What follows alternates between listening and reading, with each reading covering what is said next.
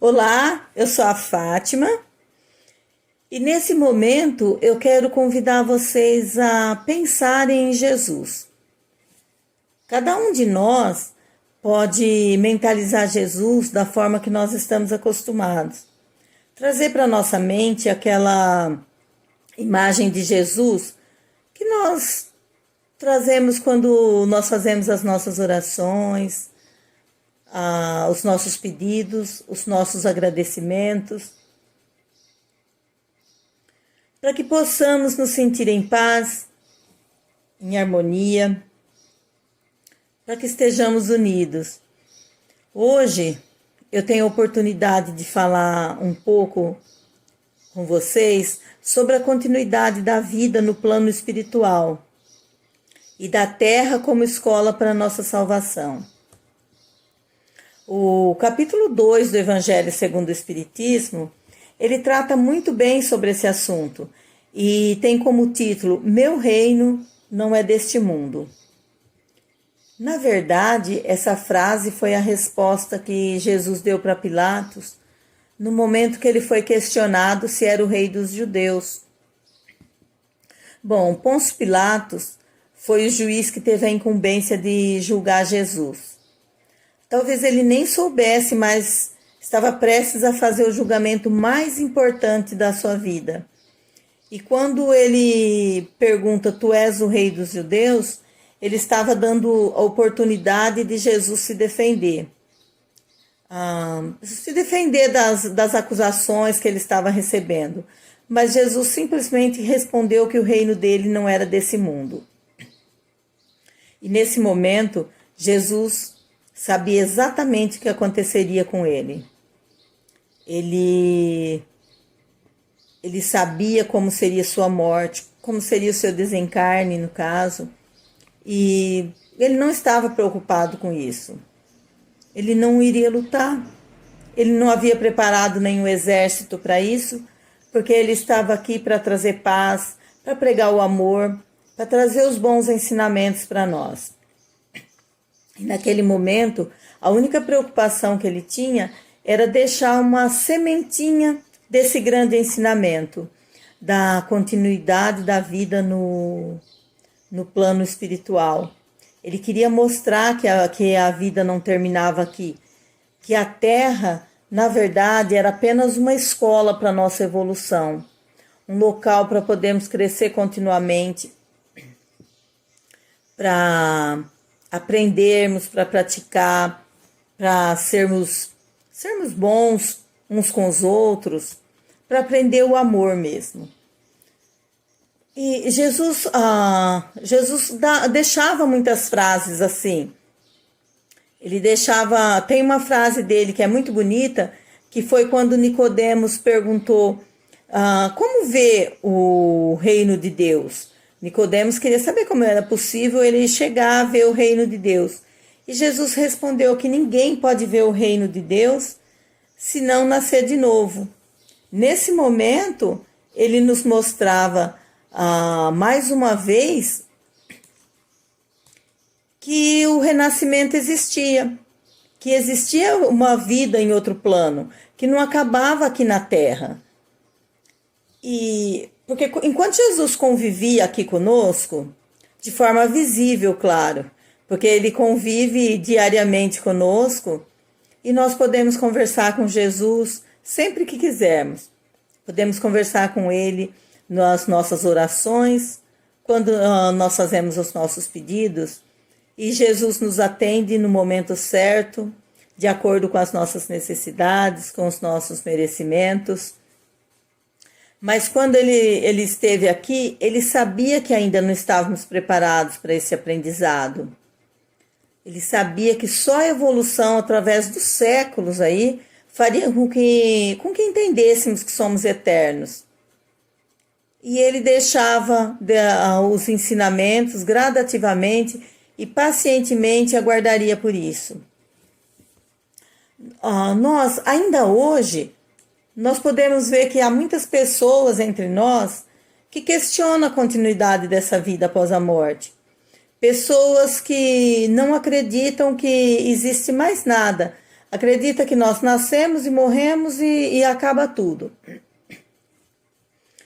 Muitas vezes as pessoas querem desacreditar dessa vida porque existe a barreira do medo. Essa barreira, ela nos priva de melhores esclarecimentos.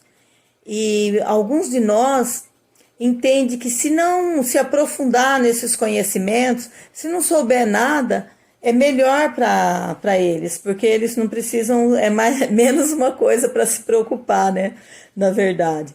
E como nós temos o livre-arbítrio, que nos dá oportunidades para fazermos as nossas escolhas, que muitas vezes não nos trazem muitos benefícios, às vezes até nos traz muitos malefícios, mas nós podemos fazer as nossas escolhas da forma que entendemos melhor. É claro que nós sabemos que temos nossas responsabilidade de trabalhar para conquistar o nosso próprio sustento. Nós temos as responsabilidades com as pessoas que nos aceitaram, os nossos pais, por exemplo, que nos ajudou, que nos trouxe através do renascimento. Nós temos muitas responsabilidades com as pessoas que nós aceitamos como familiares, os nossos filhos, que nós trouxemos através do renascimento também. Mas tudo isso nós precisamos dosar para não ficar pesado demais.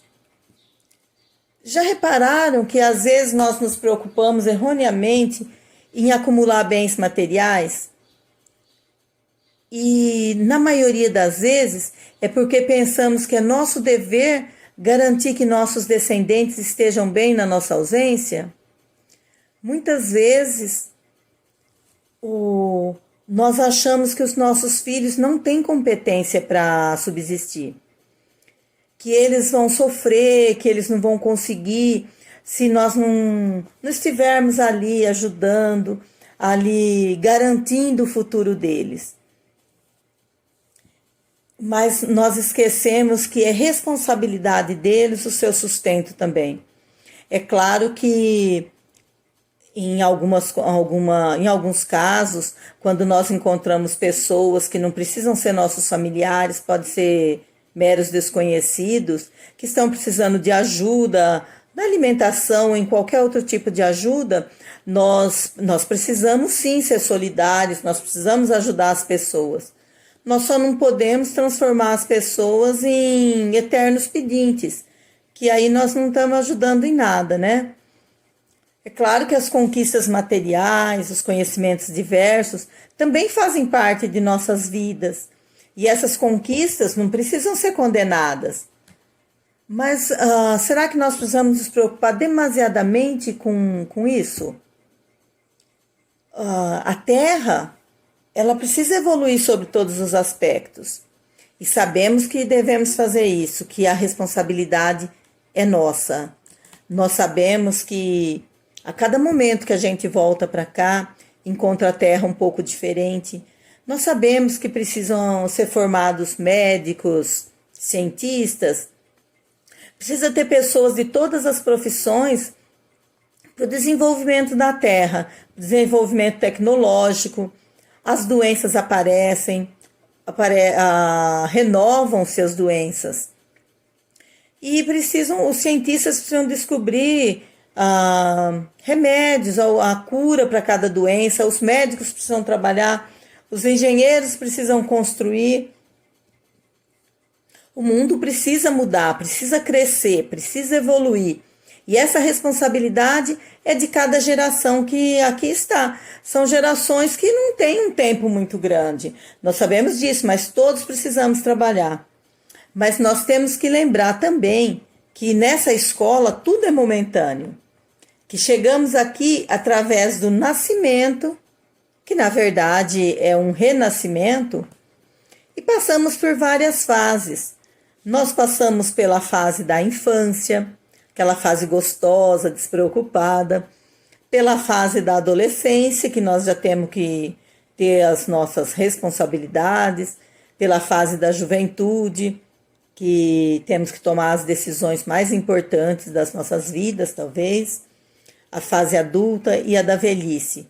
E aí nós encerramos mais uma etapa, e que é o momento certo e que nós abandonamos o corpo. É claro que muitas pessoas retornam para a vida, para o plano espiritual, na infância, na adolescência, mas isso é o tempo que cada um precisava para ficar aqui. É o tempo que foi designado. Foi sua escolha, foi a necessidade, mas tudo recomeça. Após novos entendimentos em períodos variados, assim como nós vivemos períodos diferentes aqui, no plano espiritual nós também vivemos períodos diferentes. Há pessoas que vêm mais rápido, outras demoram um pouco mais, depende do aprendizado, depende da necessidade de cada um, depende da evolução de cada um. E aí nós temos uma nova oportunidade para o nosso crescimento, que é um crescimento contínuo. E é assim mesmo, ora aqui, ora lá, mas sempre estamos progredindo. O que nós não podemos é ficar estacionados, né? Cada um estacionar onde está. E entendendo que o que nós chamamos de morte é apenas mais um passo em nossas vidas, que são fases que não podem ser desperdiçadas, porque se nós desperdiçamos a fase da infância, ela não volta mais nessa etapa. Nós temos que seguir em frente. E nós perdemos, nós não evoluímos. E se nós compreendermos que cada fase é apenas mais um elo de uma corrente harmônica que nosso Criador nos oferece, fica tudo mais fácil. Nós passamos a aceitar com mais tranquilidade não só o que nós chamamos de morte, mas também as decepções por que passamos.